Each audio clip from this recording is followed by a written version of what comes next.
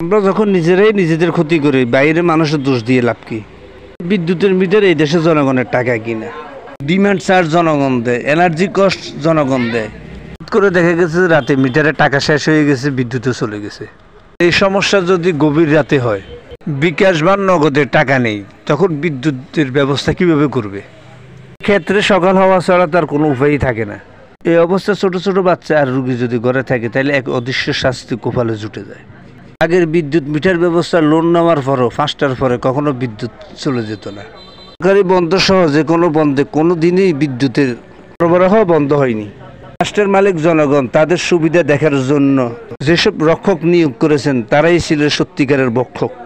বিদ্যুতের এই অনিয়ম দূর করার জন্য তাদেরকে বলা সত্ত্বেও তারা জনগণের সাথে বেইমানি করেছে। বিদ্যুতের কোনো সমস্যা হলে বিদ্যুৎ অফিস থেকে লোক আসলে তাদেরকে বকশিশ দিতে হবে, এটি তাদের পৈতৃক সম্পত্তি হয়ে গেছে। আগের মিটার পদ্ধতি যাদের অধীনে ছিল তারা কখনো বকশিশ চাইত না। বর্তমান মিটার পদ্ধতিতে জনগণ সন্তুষ্ট নয়। বিভিন্ন চার্জের নামে জনগণের আর্থিক ক্ষতি হচ্ছে। তাই বর্তমান সরকারের উচিত বিগত সরকারের দুর্নীতির এই সিস্টেম বন্ধ করা।